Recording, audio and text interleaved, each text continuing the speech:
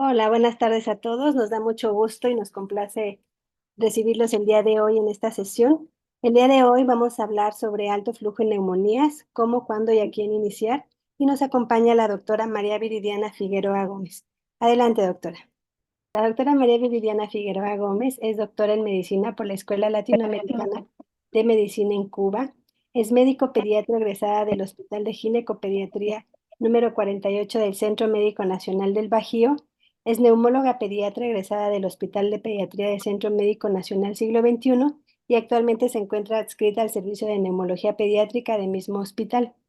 Funge como encargada del servicio de inhaloterapia del Servicio de Pediatría del Centro Médico Nacional Siglo XXI y está certificada por el Consejo Mexicano de Pediatría y el Consejo Mexicano de Neumólogos Pediatras.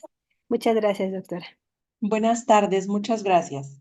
Agradezco la invitación a la Sociedad Mexicana de Pediatría, la mesa directiva, doctora Adriana Luna. Eh, Abordaremos el tema de oxigenoterapia de alto flujo en neumonías. Eh, el desarrollo del tema, durante el desarrollo del tema, lograremos definir a quién iniciar las cánulas nasales de alto flujo, cuándo iniciarla y cómo la vamos a iniciar. En relación a las urgencias respiratorias, en el niño vamos a ver que estas constituyen uno de los motivos más frecuentes de ingreso hospitalario. Además, un 20% de las muertes en menores de 5 años se deben a infecciones agudas. El error en la detección de una situación de insuficiencia respiratoria es un factor de riesgo de muerte muy frecuente y prevenible en la edad pediátrica. Reconocerlo para poder iniciar un soporte e instaurar un tratamiento de forma precoz puede evitarlo. La bronquiolitis aguda en Estados Unidos representa más de 100,000 hospitalizaciones por año en menores de 12 meses. En nuestro país es en menores de 2 años. Supone esta hasta el 18% de todas las hospitalizaciones en pediatría. Hablando de las neumonías adquiridas en la comunidad, estas siendo la principal causa la etiología viral. En segundo lugar, gracias al advenimiento en las últimas 2 décadas de los esquemas de vacunación, hablándose principalmente de Haemophilus influenzae tipo B y Streptococcus pneumoniae, pues vamos a ver que oscila entre 10 y 40 casos por 1,000 niños por año, siendo mucho más frecuente este tipo de infecciones de vías respiratorias bajas en menores de 5 años y representando la primera causa de muerte en este grupo de edad. En relación a las exacerbaciones de asma, pues esta es otra de nuestras urgencias médicas muy frecuentes en pediatría. Representa alrededor del 5% de los motivos de consulta y hasta un 15% se llega a elevar en las etapas o en la época del año de otoño e invierno. Teniendo estas infecciones respiratorias, el denominador común, la insuficiencia respiratoria aguda. Y partiendo justamente de la insuficiencia respiratoria aguda, pues tenemos por aquí la principal indicación del inicio para la oxigenoterapia de alto flujo a través de las cánulas nasales, siendo principalmente la insuficiencia respiratoria tipo 1 o hipoxémica.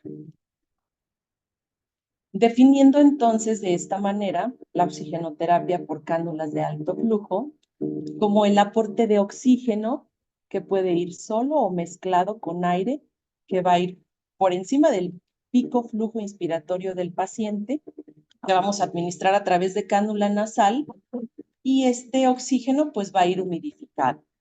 La humedad que se requiere es de un 95 a un 100%, es una humedad relativa, y va a ir con una temperatura lo más acercado a la temperatura corporal, que es lo más fisiológico. Pero esta puede ir desde un 34 hasta un 40 grados, teniendo o prefiriendo un 37% como promedio. Pero, ¿qué es alto flujo para la edad pediátrica? Hablamos de 1 a 2 litros para pacientes neonatales. Hablamos de 4 litros o más para un paciente lactante, preescolar, escolar, adolescente. Y alto flujo en adulto ya representa más de 6 litros por minuto. Dada la facilidad de la aplicación, los buenos resultados, la adecuada tolerancia, la seguridad, las cánulas nasales de alto flujo es uno de los dispositivos de entrega de oxígeno más utilizados actualmente, debido a que evita muchas complicaciones inherentes a la intubación endotraqueal. Hablamos, por ejemplo, de trauma de la vía aérea, edema laringio, disfunción de las cuerdas vocales post-extubación, neumonías asociadas a la ventilación mecánica. Y bueno, este tipo de administración de oxígeno a través de este tipo de cánulas en los servicios de urgencia nos ha venido a traer un soporte menos invasivo para el paciente, muy fácil de utilizar para el tratamiento de la insuficiencia respiratoria. Y específico aquí puntualizo que hablamos de las cánulas nasales de alto flujo como un dispositivo de entrega de oxígeno de alto flujo. Las cánulas nasales de alto flujo no representan un soporte ventilatorio. ¿De acuerdo? Es muy importante que lo consideremos porque algunas veces podemos llegar a tener confusión. Más adelante vamos a detallar con más precisión por qué no representa un soporte ventilatorio para el paciente. En relación a inicio de los tiempos, cuando se empezó a utilizar este tipo de cánulas, las principales indicaciones y el lugar donde se usó fue en el paciente neonatal, principalmente en aquellos pacientes con apneas del prematuro, y cabe recalcar que en un inicio se utilizaba solamente en las unidades de cuidados intensivos. Conforme se fue viendo el resultado y se fue viendo las mejoras en el paciente con este tipo de administración de oxígeno, pues empezó a utilizar en las unidades de terapia intensiva pediátrica, en ciertas patologías pediátricas, como las que ya mencionamos, y además en las unidades de terapia intensiva, pero de adultos, siendo la principal indicación la insuficiencia respiratoria aguda, tipo 1 o hipoxémica. Y más adelante vamos a aclarar a algunas entidades más precisas que también pueden ser indicación para utilizar este tipo de dispositivos. Cuando se utiliza de forma precoz en el fallo respiratorio, se ha visto que ha tenido o se ha asociado con mejores resultados. Nos ha traído consigo disminución en el número de intubaciones y obviamente evitar llegar a la intubación endotraqueal. En relación a los mecanismos de acción, vamos a ver que vamos a tener implícitos varios de ellos y de los cuales van a actuar o vamos a ver que van a estar presentes en diferente momento y que puede ser que no todos estén en un mismo paciente y estén ejerciendo este mecanismo al unísono. En relación al calentamiento y a la humidificación del oxígeno, se conoce que existe un incremento importante de la resistencia de la vía aérea superior al estar respirando un aire frío.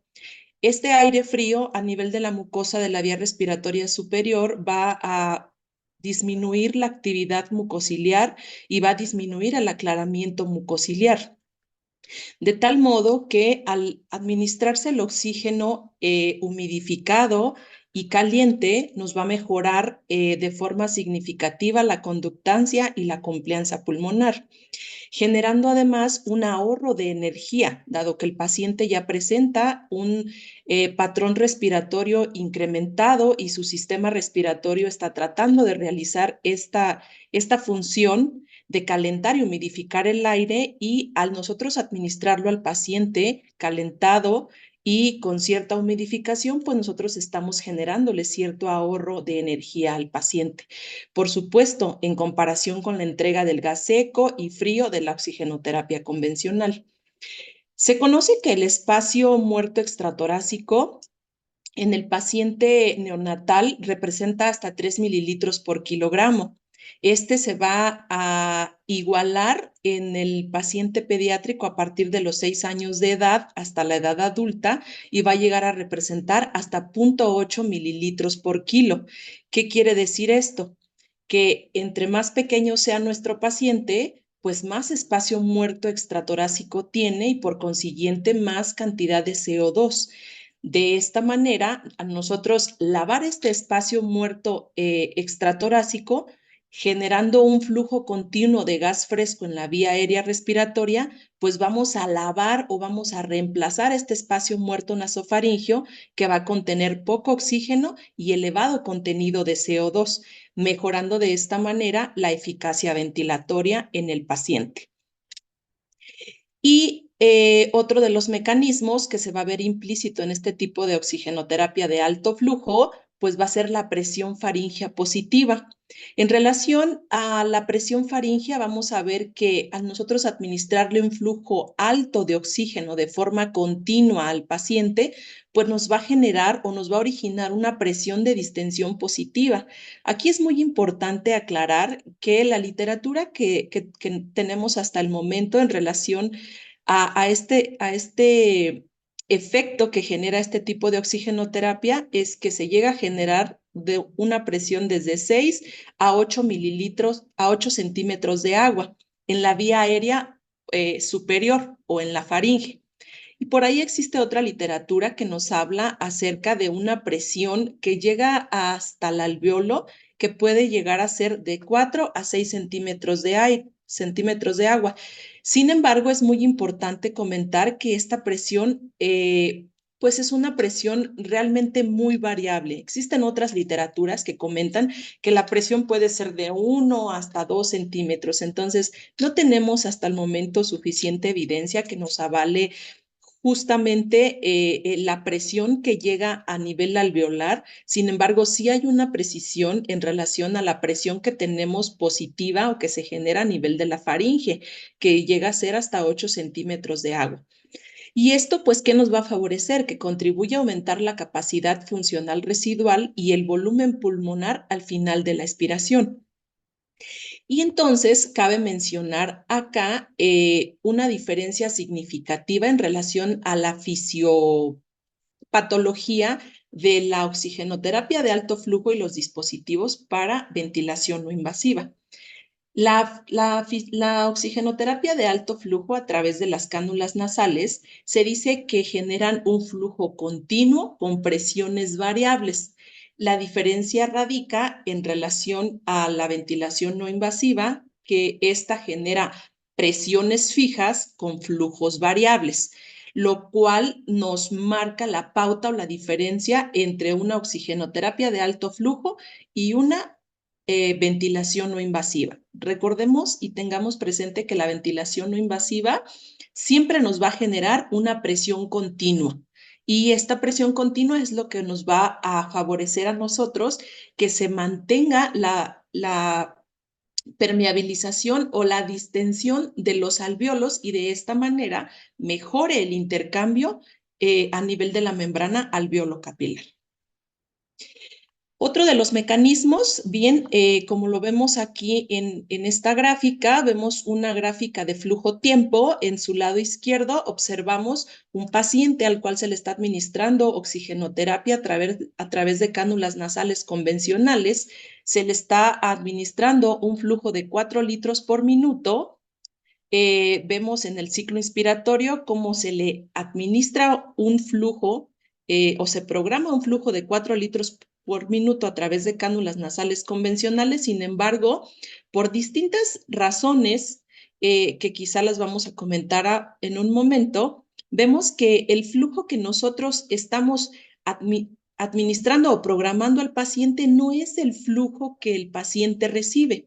Y cabe mencionar aquí que pueden ir implícitos varios factores, dentro de ellos unas cánulas nasales que si bien en muchas ocasiones lo hemos visto en nuestros hospitales o que incluso lo hemos llegado a hacer por situaciones de necesidad, que algunas ocasiones se cortan los prongs a nivel de la base de las puntas nasales y esto convencionales, y esto genera que ya el flujo pues ya no esté depositándose en esta parte de la narina para que pueda mantener esta presión o para que pueda mantener este flujo continuo, perdón.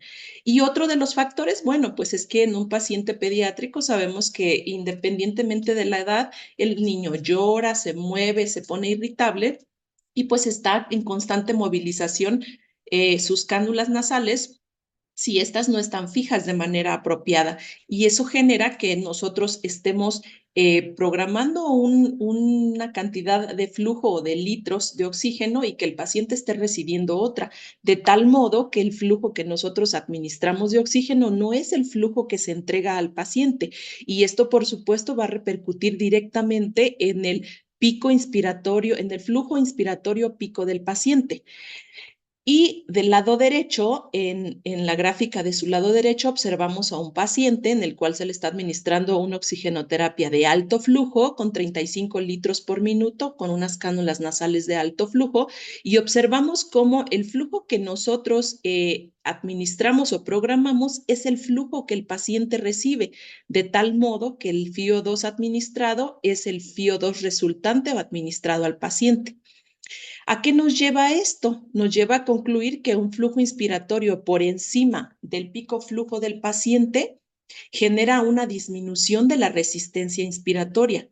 Y si hablamos de que las resistencias a nivel del sistema respiratorio está constituida esta mayor resistencia en la vía aérea superior que llega a constituir hasta más de un 50%, pues entonces este mecanismo de acción sería muy favorable para el paciente que se encuentra con algún proceso infeccioso o algún proceso inflamatorio a nivel de la vía respiratoria inferior que nos está generando un deterioro o un compromiso del patrón ventilatorio. Continuando con las indicaciones, vemos que, bueno, no solamente en las neumonías adquiridas en la comunidad o neumonías de adquisición hospitalaria vamos a poder usar este tipo de cánulas nasales de alto flujo, sino también en algunas otras patologías respiratorias obstructivas, háblese de algún CRUP, de cualquier etiología, por supuesto, siempre el inicio temprano pues nos va a favorecer una respuesta favorable.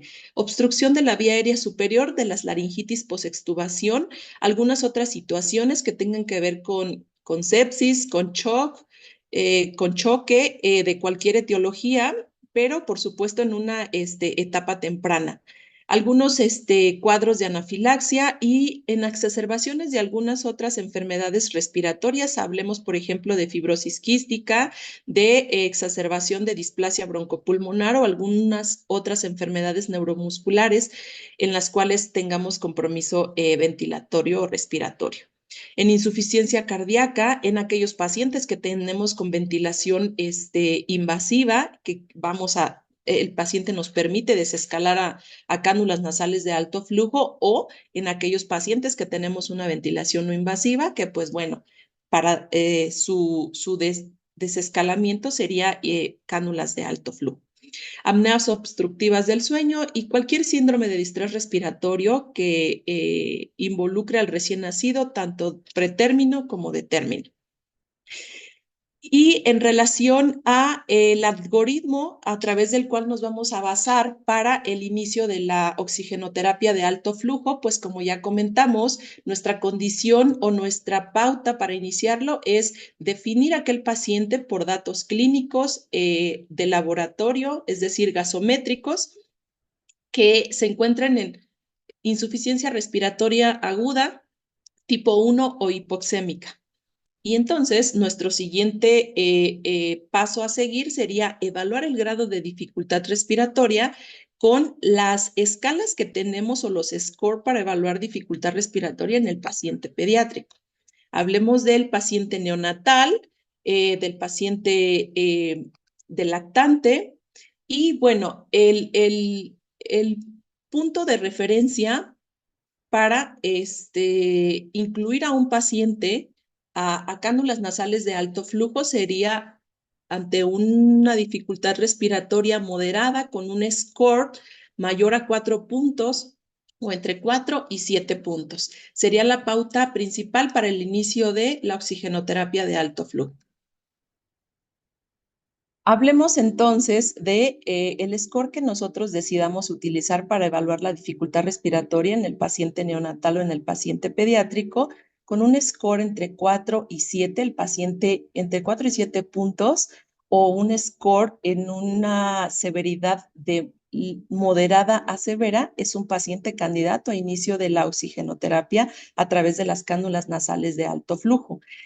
Eh, Pretendiendo con el inicio de esta oxigenoterapia llegar a una saturación objetiva del 95 al 98%, garantizando o programando una temperatura de un 34 a un 37% e iniciando con flujos de 1 a 2 litros por minuto en el paciente, realizando revaloraciones continuas que pueden ir desde los 30 minutos, 1 hora, cada 2 horas, tanto clínica como gasométricamente, para que nosotros podamos evaluar el ascenso de los parámetros programados en la oxigenoterapia de alto flujo, ya sea en el incremento del flujo de oxígeno o en el incremento del FiO2.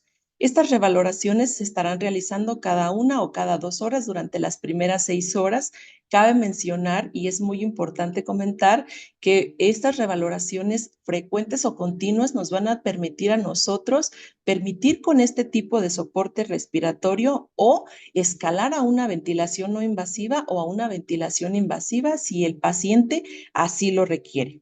En relación a las escalas de evaluación para la dificultad respiratoria de forma inicial en el paciente, vamos a ver que estas van a ser de suma importancia, dado que debemos de tener un parámetro o una evaluación inicial para en base a ello, de forma clínica, nosotros podamos ir realizando los cambios y las valoraciones al paciente una vez que se inició la oxigenoterapia de alto flujo. En el recién nacido, pues ya es conocido, podemos utilizar desde Silverman Anderson. En los pacientes con CRUB podemos utilizar desde Taussig, o podemos utilizar para bronquiolitis la escala de Good-Downes, o algunas otras escalas que ya se han modificado para los pacientes con crisis de asma en un servicio de urgencias, como la de tal modificada, o Good-Downes modificada por Ferres, que ya es para actualmente evaluar también la severidad de la crisis en un paciente con asma. Vamos a ver que en cualquiera de las escalas, háblese de Silverman-Anderson, desde una dificultad respiratoria leve, el paciente ya es candidato a inicio de la oxigenoterapia de alto flujo. En la escala para evaluar la gravedad del CRUB, en un inicio desde la clasificación de leve o con menor de 5 puntos, el paciente ya es candidato a inicio de oxigenoterapia de alto flujo. En la de tal modificada nos vamos a extender un poquito más, y una vez que la clasifiquemos en una severidad moderada de 6 a 8 puntos, el paciente es candidato a inicio de la misma. Y en la escala de Good-Downes y Ferres, en una puntuación de 4 a 7, el paciente ya es candidato a inicio de oxigenoterapia de alto flujo. Es muy importante que consideremos que todo paciente con insuficiencia respiratoria tipo 1 o hipoxémica va a ser candidato a inicio de oxigenoterapia de alto flujo. Sin embargo, debemos puntualizar que existen algunos puntos específicos en los que el paciente no debemos darle el beneficio con este tipo de oxigenoterapia, dado que nos puede entorpecer la evolución y nos puede retardar el inicio de una ventilación no invasiva. Aquellos pacientes que por cualquier situación aguda o crónica presenten alguna alteración en el estado de conciencia, es un paciente no candidato a oxigenoterapia de alto flujo. Los pacientes que presentan inestabilidad hemodinámica secundaria a choque de cualquier etiología en una etapa avanzada del choque no son candidatos a inicio de este tipo de oxigenoterapia. Pacientes con neumotórax está completamente contraindicado, y aquellos pacientes en los que ya tenemos una insuficiencia respiratoria por las condiciones que ya mencionamos, pero que ya están en una etapa de insuficiencia respiratoria avanzada, en donde ya tenemos una gasometría con un cambio en su pH, que ya tenemos una acidosis que estamos observando respiratoria, en donde ya tenemos un CO2 elevado, que puede ser desde mayor de 55 a 65, o en aquella insuficiencia respiratoria que ya está sumamente avanzada, que ya clasificamos como una insuficiencia respiratoria grave, o el paciente ya está con datos de bradipnea. Todos aquellos pacientes que presenten alguna alteración en la anatomía craniofacial, sea secundaria a algún traumatismo por algún eh, alteración o fractura de alguno de los huesecillos de la cara, traumatismo de la base de cráneo, o estos pacientes que no tengan una anatomía facial que nos favorezca la adecuada utilización de este dispositivo, va a ser un candidato, no va a ser un candidato para el inicio de este tipo de dispositivo. Y bueno, existen múltiples sistemas para la administración de alto flujo. Son diferentes equipos. Hasta el momento no se ha demostrado que exista un beneficio por encima de otro. Todos tienen hasta el momento la misma funcionalidad y la misma eficacia. Pero sí es muy importante comentar o recalcar que los podemos dividir en dos grandes grupos. Aquellos que son mezcladores de aire y oxígeno y que van conectados a un humidificador. Estos, la característica que los diferencia es que van a necesitar, además de la toma mural de oxígeno, van a necesitar una toma fija de aire para que el blender, que es este que se encuentra acá, pueda realizar la mezcla del aire y el oxígeno, y el dispositivo o la unidad térmica pueda realizar tanto la humidificación como la calefacción del oxígeno. Se puede utilizar también la oxigenoterapia de alto flujo a través de cualquier ventilador que tengan en su hospital. El ventilador tiene que tener únicamente la función de terapia de oxígeno o de oxigenoterapia. Viene justo así en algunos ventiladores. Y lo único que tendríamos que usar es un circuito de alto flujo. Tendría que ser un circuito de una sola rama, y que el ventilador tenga un sistema de humidificador, una unidad térmica, para que pueda realizar la función y se cumpla de esta manera la definición de un oxígeno de alto flujo. Por otro lado, otro de los sistemas que nosotros podemos utilizar para la administración de este tipo de oxigenoterapia es el Airbo 2. El Airbo 2 es un sistema para alto flujo, pero es un sistema de turbina.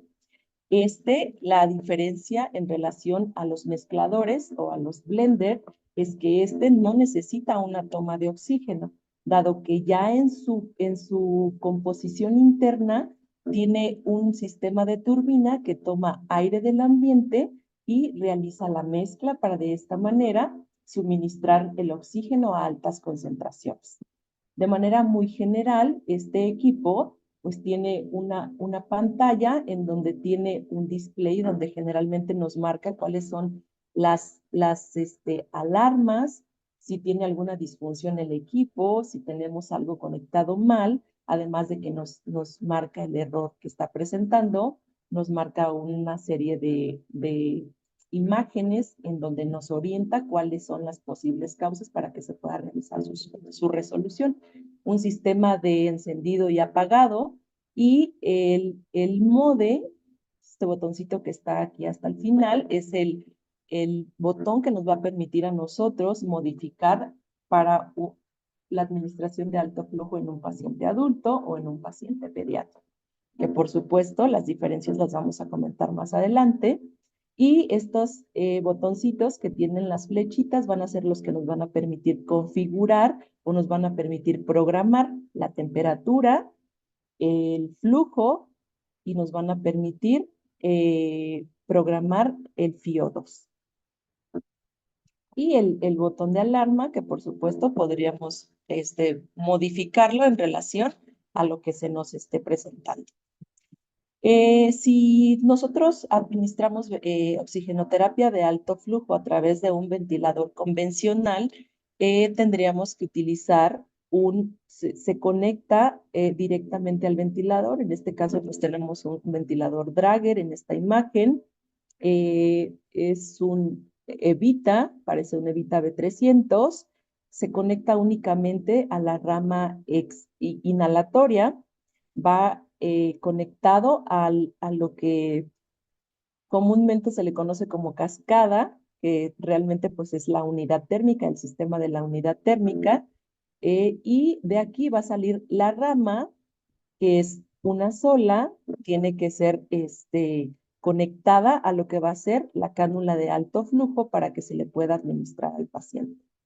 Es muy importante comentar que en los ventiladores para la edad pediátrica, en los ventiladores en modo pediátrico, el flujo máximo que se le puede administrar a un paciente son 50 litros.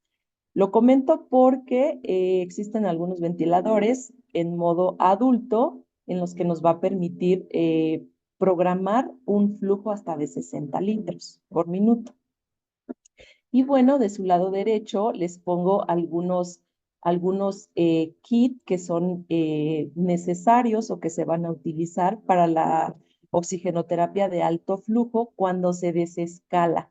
Aquel paciente que nosotros tenemos ventilado, que tenemos conectado a un ventilador mecánico, que quizá clínicamente nos permite pasarlo directamente a cánulas nasales de alto flujo, se va a necesitar un kit de ventilador. El kit de ventilador consiste en unas cánulas nasales de alto flujo y justamente esta pieza que es la que nos va a permitir realizar la unión de la parte más distal del circuito del ventilador con las cánulas nasales de alto flujo, denominado como kit de transición para el ventilador. Eh, Aquellos pacientes neonatales que tenemos con una blender o que tenemos con un sistema de humidificación o que tenemos con una torre para bubble CPAP, pues se va a requerir un kit de transición de blender, que lo único que diferencia es justamente esta pieza, que es la que nos va a permitir unir el sistema o el circuito con la cánula nasal de alto flujo para el paciente neonatal o para el paciente que estamos desescalando de la ventilación mecánica directamente a la oxigenoterapia de alto flujo. Y bueno, en el modo de empleo vamos a utilizar el circuito. Los circuitos es muy importante que consideremos que para la edad pediátrica vamos a utilizar un circuito con un calibre de 12 milímetros y va a ser para pacientes menores de 12.5 kilogramos. Esto puede ser un poco variable, sin embargo, el punto de referencia podemos basarnos en 10 kilogramos, dado que otras literaturas, dependiendo de la marca y del equipo para oxigenoterapia que vayamos a utilizar, van a ser los tipos de circuito. Para los niños que son más grandes, que ya tienen, perdón, con peso mayor a 12.5 kilogramos, ya vamos a utilizar un circuito de adulto, un circuito de 22 milímetros de diámetro o el circuito ya para adulto. Además de eso, vamos a necesitar pues la cánula nasal propiamente dicha. La cánula nasal de alto flujo en el mercado existen múltiples marcas. Las marcas van a variar en relación al material con el que están hechos básicamente. Existen cánulas nasales que son muy ergonómicas, que son de un material de silicón, que son muy suaves, que son muy confortables y que permiten al paciente neonatal, al paciente pediátrico, tener un confort en las narinas y generar menos lesiones en estas áreas. En el caso de las cánulas nasales, para lactantes y niños hasta 10 kilogramos, vamos a utilizar una cánula infantopediátrica o una cánula junior, que también la vamos a clasificar de acuerdo a la marca infantopediátrica para algunas líneas y para otras se maneja como junior. La cánula nasal junior nos va a dar un flujo máximo de 20 kilogramos. Dependiendo del sistema para alto flujo que estemos utilizando, la torre que usemos, vamos a poder nosotros programar desde 1 litro hasta 25 en los lactantes. En los niños mayores de 10 kilogramos ya vamos a poder utilizar cánulas nasales que son tamaño adulto, que estas nos van a dar un flujo desde 1 litro hasta 50 litros por minuto. En relación a este tipo de cánulas es muy importante que consideremos que la talla adulto viene en chica, mediana y grande, y nosotros a la vamos a graduar o la vamos a clasificar para el paciente, no solamente en relación al peso, dado que las características, en muchas ocasiones, las características faciales, las características de la nariz, sí van a variar mucho de un paciente a otro, pues nosotros nos vamos a guiar por el diámetro de la narina. El diámetro, para nosotros, realizar la elección de forma adecuada, nosotros vamos a considerar únicamente ocluir el 50% de la narina para la colocación de las cánulas. No se puede utilizar más, que la cánula nasal utilice más diámetro de la narina por el riesgo, las complicaciones y por la obstrucción que puede generar al flujo este tipo de cánulas si quedan de una manera muy presionada. De tal modo que nos quedamos utilizando el 50% de la narina con la canulita que vayamos a elegir para el paciente. Y bueno, no solamente podemos elegir por el tamaño o el diámetro de la narina. Existen algunas marcas, por ejemplo, no soy speaker de Fisher Paykel, pero me gustó muchísimo este diagrama de la marca de las cánulas nasales. Fisher Paykel para las cánulas nasales junior nos la gradúa, nos la clasifica por tallas, desde la extra S hasta la doble XL. Y acá, además de considerar el diámetro de la narina, nosotros vamos a considerar el peso del paciente, ¿de acuerdo? En el caso, por ejemplo, de las junior, específicamente las que vienen por, y este tipo de marca, además de denominarlas por talla, les coloca una figura y las talla L, que son las del pulpo, podemos utilizarlas en pacientes que van desde 3 kilos hasta 20 kilogramos, con una media de 3.5 hasta 18.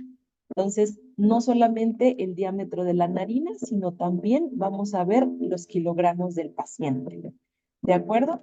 Y acá de este lado, en el extremo superior derecho, pongo algunos ejemplos de las cánulas nasales de alto flujo para adulto: naranja, chica, azul mediana y la verde, que es la talla grande.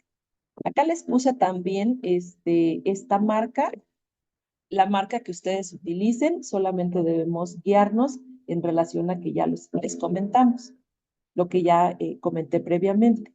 En relación a las cánulas de alto flujo para traqueostomía, de igual manera, aquí les pongo el ejemplo. Esta es la talla grande. También existe talla chica y mediana para algunas marcas. Y pues bueno, podemos utilizar la que tengamos en nuestra unidad con el sistema que tengamos para alto flujo en nuestro hospital. En relación a la programación, comentamos que se van a programar 3 parámetros fundamentales. La humedad, que vamos a preferir un promedio de 37 grados, que es lo más aproximado a la temperatura corporal, y el flujo. ¿Cómo vamos a programar el flujo? Para niños menores de 10 kilogramos, va la dosis total de flujo de oxígeno va a ser de 2 litros por kilogramo minuto. Para niños mayores de 10 kilogramos, los primeros 10 kilos van a ser 2 litros por kilogramo por minuto, y los siguientes kilos, a partir de los 10, va a ser 0.5 litros por kilogramo por encima de los 10, llegando a un flujo máximo de 50 litros, lo que ya les había comentado. Es muy importante considerar acá hacer hincapié en los pacientes que tienen sobrepeso y obesidad. Lo ideal sería que nosotros realicemos este cálculo del total de litros que le corresponde de acuerdo al peso ideal o al peso más bajo, porque es probable que en un paciente de 50 kilos, ya no, si nosotros calculamos un flujo de acuerdo a lo que les estoy comentando, pues vamos a tener quizás que va a necesitar hasta 60 litros por minuto, pero nuestro flujo tope en un paciente pediátrico, aunque sea adolescente, va a ser 50 litros por minuto. Y bueno, lo que ya habíamos comentado, en adultos se usan flujos de hasta 60 litros por minuto. Siempre vamos a iniciar nosotros con 6 litros por minuto o 1 litro por kilogramo e ir aumentando el flujo hasta el objetivo en pocos minutos. ¿Por qué se prefiere esto? Al igual que en la ventilación no invasiva, nosotros iniciamos con un flujo bajo para mejorar la tolerancia del paciente y la adaptación al mismo, dado que no están adiestrados o no están acostumbrados a este flujo tan alto. Nosotros debemos ir haciendo incrementos paulatinos, en primer lugar para mejorar la tolerancia y en segundo lugar para que nosotros vayamos evaluando la respuesta al mismo. Pocos minutos, me refiero, se va a ir, puede subirse cada 2 minutos se puede ir realizando el incremento del flujo. Y entonces, seguramente ustedes me van a preguntar, bueno, iniciamos con 6 litros y después, ¿cómo le subo? Existen varios protocolos, pueden adaptarse al que mejor les acomode a ustedes. El incremento de los litros de oxígeno lo vamos a realizar, puede ser a 0,5 litros a partir de los 6, cada minuto, cada 2 minutos, o puede ser a 0,25. ¿De qué va a depender? Del peso del paciente. Cada minuto se puede ir realizando el incremento y se debe de ir evaluando el estado clínico, evaluar la condición respiratoria, los datos de dificultad respiratoria, la saturación de oxígeno, la frecuencia cardíaca y la frecuencia respiratoria. Y en relación al FIO2, se sugiere que se inicie siempre entre un 50 y un 60%. Para con ello nosotros lograr una saturación de oxígeno objetivo de un 97, de un 93 a un 97%. Es muy importante comentar que este tipo de dispositivos tienen ya consigo un sistema integrado en el cual no nos permite realizar incremento de forma contigua, es decir, no podemos suministrarle al paciente, si el total de litros que le corresponde son 40, por ejemplo, no podemos iniciarle con 40 litros y tener una FIO2 a un 80 o a un 90%. Este tipo de dispositivos, este tipo de torres de alto flujo, te permiten tener un flujo objetivo del paciente con una FIO2 bajita. Es decir, si nosotros subimos flujo, no nos va a permitir subir oxígeno, FIO2, perdón. Si nosotros subimos FIO2, no nos va a permitir subir el litraje que le corresponde al paciente si tenemos una FIO2 muy alta. Y bueno, aquí es muy importante comentar que considerando la fisiopatología o los mecanismos a través de los cuales funciona este sistema de oxigenoterapia, pues vemos que lo más importante es dar un flujo alto o por encima del flujo pico inspiratorio del paciente. Entonces, nosotros no queremos iniciar una oxigenoterapia de alto flujo con un FIO2 al 100%. Nosotros no queremos tener a un paciente con una presión arterial de oxígeno de un 90, un 95 o un 100%. No queremos tener a un paciente hiperoxémico, queremos tener a un paciente con un flujo alto de oxígeno para que me disminuya la resistencia de la vía aérea. Además de ello, pues no podemos dejar de lado todas las complicaciones que sabemos que se pueden presentar no solamente a nivel pulmonar, sino también a nivel de la vasculatura sistémica, a nivel cerebral y a nivel cardíaco, con concentraciones elevadas de oxígeno con estos pacientes hiperoxémicos, aquellos pacientes que tenemos aquí en la Ciudad de México y que tenemos con una presión arterial de oxígeno de un 100%, no es necesario y no es el objetivo de este tipo de oxigenoterapia.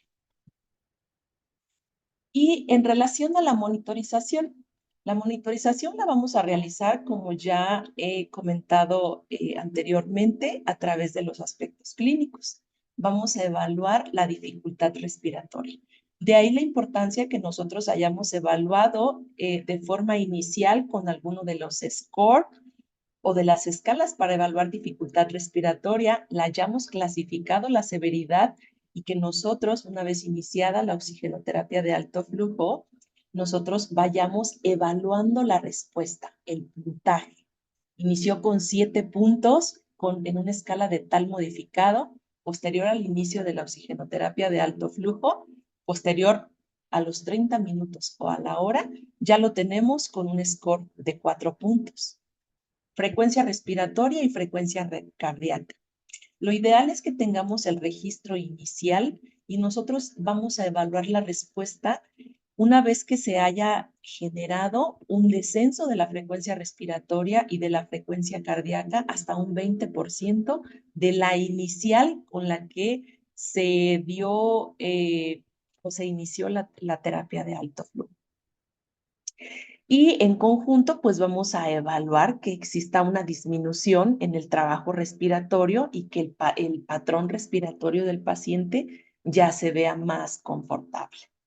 Esto es en relación a la monitorización o a la evaluación inicial y al seguimiento que se va a realizar previo al inicio de la oxigenoterapia de alto flujo, la cual, como ya comentamos, se va a estar realizando cada hora con la consiguiente vigilancia estrecha de la frecuencia cardíaca, la frecuencia respiratoria.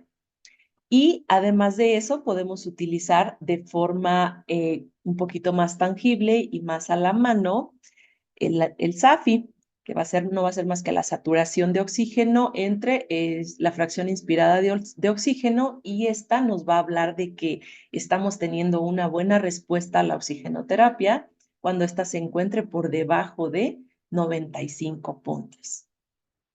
Además de eso, pues el índice de ROX. El índice de ROX no es más que una relación que sacamos entre la saturación de oxígeno, la fracción inspirada de oxígeno y la frecuencia cardíaca. Este índice de ROX inicialmente, y que es el que tenemos hasta ahora, se utilizó para monitorizar la respuesta a la oxigenoterapia en el paciente adulto. Es un índice que desafortunadamente en la edad pediátrica al momento no es factible que nosotros podamos utilizar, dado que utilizamos la frecuencia respiratoria como parámetro para realizar su cálculo, y pues estar invariablemente, dependiendo del paciente que tengamos, perdón, pues va a ser el resultado. Nos puede dar un resultado altísimo porque pues en un paciente neonatal podemos tener una frecuencia respiratoria hasta de 60 respiraciones por minuto, y eso no va a traducir que el paciente esté más grave. Al contrario, es un paciente que va a tener una frecuencia respiratoria normal. Por lo tanto, es un índice que hasta el momento no podríamos utilizar en edad pediátrica. Sin embargo, pues es importante que lo sepamos, que lo tengamos en cuenta, que nos va a servir como predictor de éxito o de falla en la oxigenoterapia de alto flujo. Y bueno, otro de los datos que nos habla nosotros a favor de que la oxigenoterapia no está funcionando, lo marcan como parámetro por los estudios que se han hecho hasta ahorita en pacientes pediátricos, que una vez que tengamos al paciente con un aporte de FiO2 igual o mayor al 60%, pues estamos ante un paciente que ya no nos está respondiendo a la oxigenoterapia de alto flujo y que es necesario que nosotros escalemos a otro tipo de soporte ventilatorio como ventilación no invasiva. Y otro punto muy importante, la evaluación clínica, pero no solamente la evaluación clínica. Aquel paciente que nosotros desde el inicio evaluamos con datos de dificultad respiratoria quizá moderada o que ya está rayando en la dificultad respiratoria severa, que nosotros observamos una radiografía de tórax en la que ya existen ciertas imágenes o radioopacidades pulmonares que comprometen de forma significativa los campos pulmonares del paciente, pues es un paciente que se le puede iniciar de forma transitoria, sin embargo, es un paciente que ya estamos viendo que radiológicamente hay demasiado compromiso y que además está quizá en sus primeros días de evolución de la infección o de la enfermedad, que obviamente va a tener una evolución más significativa y esas radiopacidades, si de forma inicial ya estaban presentes, pues esas radiopacidades van a incrementar conforme vaya evolucionando o vayan pasando los días de enfermedad del paciente. Entonces, es un paciente que ya no sería candidato a oxigenoterapia de alto flujo, aunque clínicamente tenga todos los datos y se sitúe en una dificultad respiratoria moderada si ya tenemos una ocupación alveolar, porque ya existan imágenes de consolidación, un patrón alveolar importante, es un paciente que ya no debemos retrasar su ventilación hacia otra fase más avanzada. En relación al destete, una vez que nosotros instauramos la oxigenoterapia de alto flujo, el paciente nos fue respondiendo, tuvimos buena respuesta en patrón ventilatorio, en frecuencia respiratoria, en frecuencia cardíaca, en SAFI, en saturación de oxígeno, pues nosotros vamos a dar oportunidad y vamos a permitir, después de las primeras 24 horas, iniciar un destete o un descenso de los parámetros programados. ¿Y por qué? ¿Con cuál parámetro vamos a iniciar este descenso? Es muy importante que nosotros consideremos que lo primero que vamos a ir descendiendo va a ser el FIO2. Una vez que nosotros hayamos descendido el FIO2 a un 40 o menor porcentaje, por lo general ya nos habla de que el paciente tuvo éxito para empezar a la oxigenoterapia y ya nos está permitiendo que nosotros realicemos un descenso. Aquel paciente que ya tiene un FIO2 de un 38 o un 40% y ya lo tenemos con un patrón respiratorio confortable, ya lo tenemos con una saturación de oxígeno de un 94, 95%, pues es momento entonces de nosotros pasarlo, desescalarlo o retirarle la oxigenoterapia. Aquí la evaluación o la conducta va a estar en relación pues a cada uno de los pacientes. Podríamos, uno, descenderlo a cánulas nasales convencionales o podríamos retirarlo directamente la oxigenoterapia de alto flujo. Y en segundo lugar, pues vamos a reducir el flujo.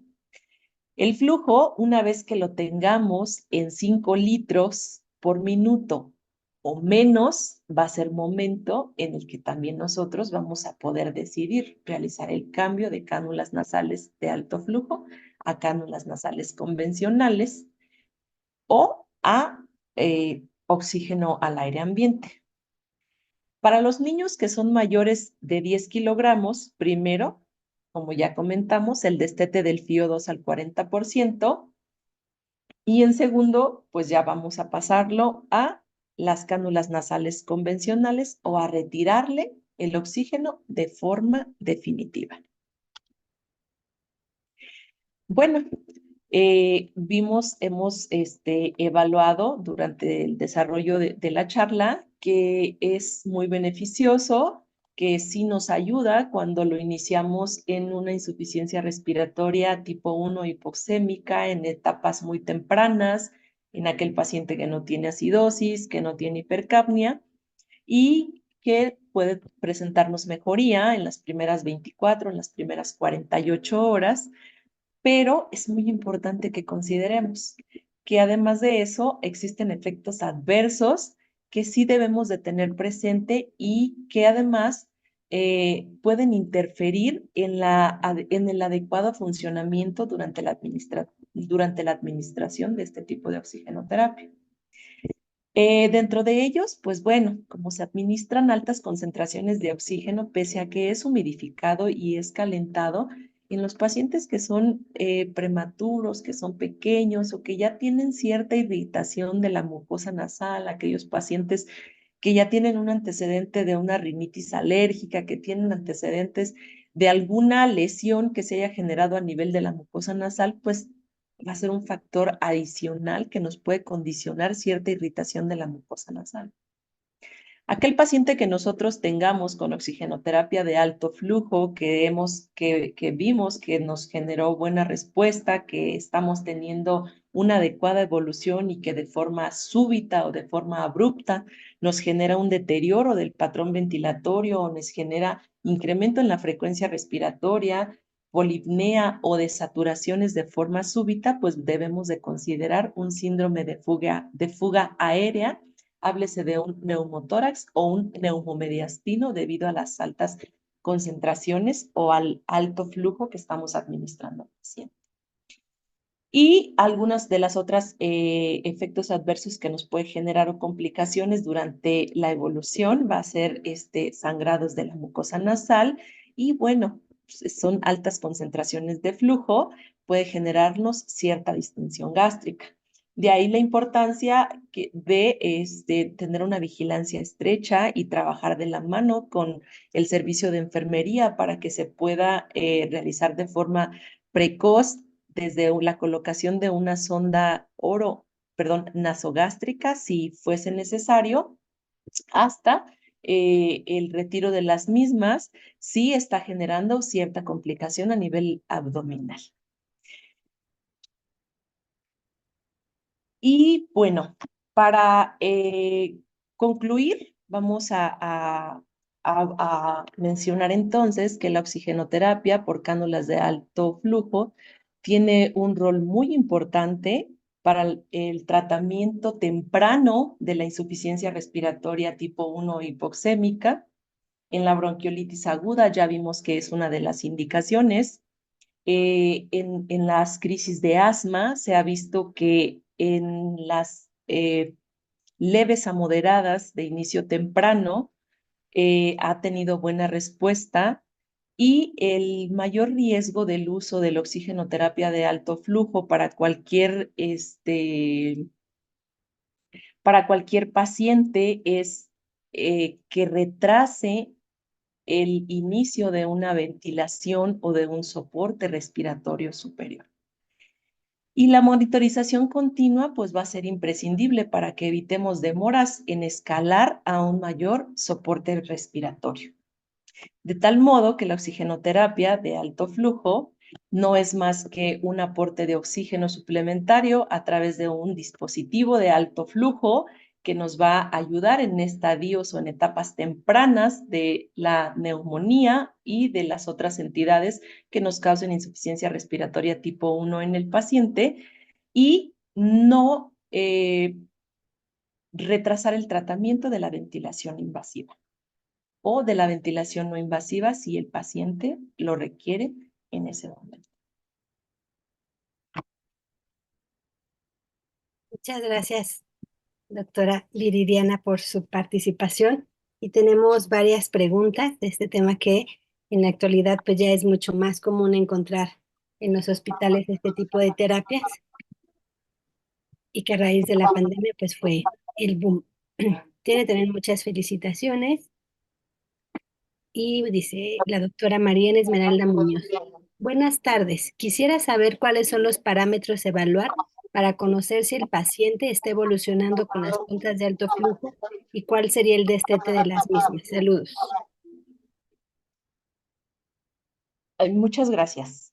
En relación a la primera, los parámetros a evaluar va a ser frecuencia respiratoria, frecuencia cardíaca y saturación de oxígeno. Y clínicamente, su score, doctora. El score que usted haya utilizado, el que mejor conozca o el que mejor maneje, inicialmente tendríamos que tener la evaluación si está en 6, en 5, en 6, en 7 puntos, y una vez que se inicie, nosotros vamos a continuar cada hora o cada 2 horas en relación a la severidad de la dificultad respiratoria que presente el paciente. Vamos a ir evaluando el descenso en el puntaje de su score y vamos a evaluar el descenso de la frecuencia respiratoria y la frecuencia cardíaca, que va a ser lo que nos va a hablar de la buena respuesta, va a ser la disminución de un 20%. Y, perdón, la segunda pregunta, el destete.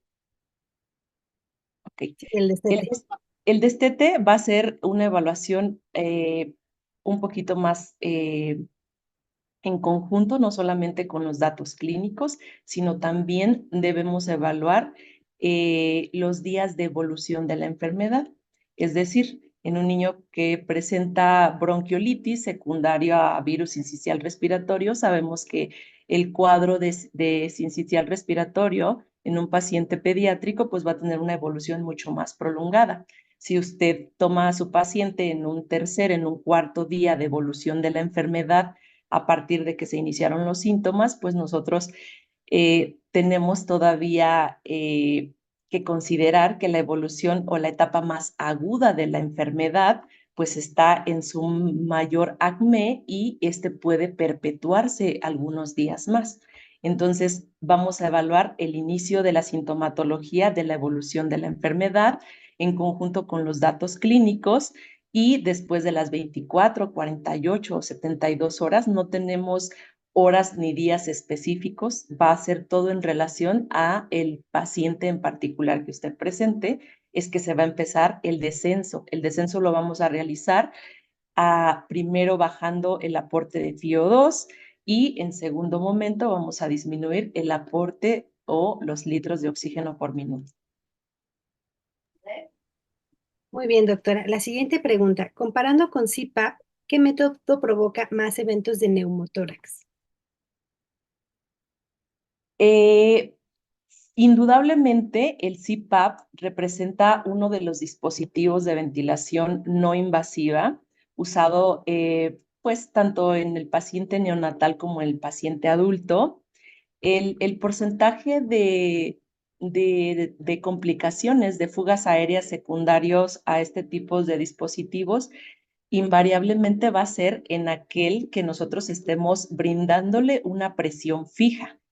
El CPAP representa un tipo de ventilación no invasiva en el cual garantizamos al paciente una presión, un PEP fijo que nosotros establecemos, que nosotros generalmente iniciamos, puede ser 5, 6, 7, 8, algunas veces llegamos hasta 9 o 10, y obviamente es el CPAP el que puede generar mayor porcentaje de fugas aéreas debido a que este nos va a garantizar en todo momento de la ventilación una presión continua.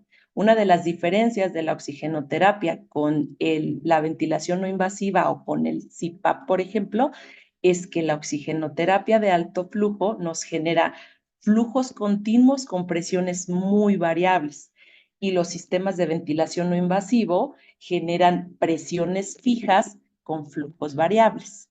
Entonces, invariablemente, la ventilación no invasiva, la que nosotros suministramos al paciente con presiones quizá muy elevadas, son las que nos van a conferir mucho más riesgo de presentar un evento de fuga aérea desde un neumotórax hasta un neumomediastino. Muy bien, doctora. ¿En qué momento podemos colocar la sonda orogástrica? La sonda orogástrica realmente va a ser algo que ustedes van a evaluarlo, no tenemos un momento en específico. En el seguimiento, en la vigilancia que ustedes den a su paciente, y ustedes observen al paciente que tiene cierta distensión gástrica, que su abdomen ya se ve distendido, que hay cierto incremento en el perímetro abdominal, en ese momento se va a iniciar. No tenemos un momento específico durante el inicio de la misma, va a ser en relación a el momento en el que el paciente lo amerite y el médico tratante o el personal de enfermería lo identifique. En ese momento, nosotros colocamos la sonda orogástrica en el paciente neonatal, que ustedes deciden suministrar oxigenoterapia por cánulas nasales de alto flujo. La monitorización estricta del perímetro abdominal va a ser un dato muy importante. Muy bien. La siguiente pregunta. En caso de uso prolongado, ¿cada cuánto tenemos que cambiar las cánulas? Es una pregunta súper importante, es muy buena pregunta. Yo creo que no tenemos específicamente una guía que nos hable acerca de cuánto tiempo, cada cuánto tiempo se las tenemos que estar cambiando. Ahí tendríamos que considerar de primer momento si es qué tipo de cánula es la que estamos utilizando. Existen un tipo de cánulas que no son tan suaves, que no son tan ergonómicas, que no son de este material de silicón, y esas cánulas tienden a tener un material un poquito más rígido que tiende a ponerse o a deteriorarse más rápido, y en ese caso el cambio sería cada vez que las cánulas nasales estén teniendo una rigidez o un deterioro, por el uso tendría que realizarse en relación al deterioro de la cánula, pero no existe un protocolo que nos diga se tiene que cambiar cada 6 días o cada 7 días. Va a ser en relación a la funcionalidad de la misma. En el caso, por ejemplo, de las cánulas nasales que son de la marca Fisher Paykel, a uno de los inconvenientes que llegan a presentarse a veces y por los cuales tenemos que cambiarla es porque para los neonatos o para los lactantes que vienen con una fijación externa para el área de las mejillas, que ya traen su parche adherible, ese parche con el paso de los días pierde su adhesión, pierde la funcionalidad, y entonces en ese momento pues nosotros podríamos realizar un cambio, pero no tenemos un protocolo, no existe un protocolo bien establecido, va a ser en relación a la funcionalidad de la misma. Y pues este va a variar en relación a la marca que estoy utilizando de cánula nasal. Muy bien. Siguiente pregunta, doctora. ¿Usted qué score de dificultad respiratoria prefiere utilizar? El score de dificultad respiratoria lo vamos a utilizar en relación a la patología por la que llegue el paciente. Particularmente podemos utilizar de Pulmonary Score, podemos utilizar para las crisis de asma, podemos utilizar tal modificado para bronquiolitis, la de Good Downes es una escala que usamos de forma muy frecuente. Y para los neonatos, pues preferiblemente siempre utilizar Silverman-Anderson. Entonces la vamos a utilizar en relación a la patología de cada paciente. Muy bien. Y finalmente, ¿cuál es el valor de la relación de la saturación entre el oxígeno y la PO2 como una buena respuesta? ¿Es 195 o 95? No, es menor a 195. Muy bien. Pues muchas gracias, doctora Viridiana. Estas son todas las preguntas del día de hoy. Agradecemos mucho la participación en este tema que nos parece muy importante y que es importante que como pediatras nos actualicemos para poder ofrecer a nuestros pequeñitos una mejor terapia, una mejor oxigenoterapia. Hay muchas felicitaciones de parte del público para usted, la plática que fue excelente y esperamos que nos pueda seguir acompañando en próximos eventos. Muchas gracias a Muchas todos. gracias.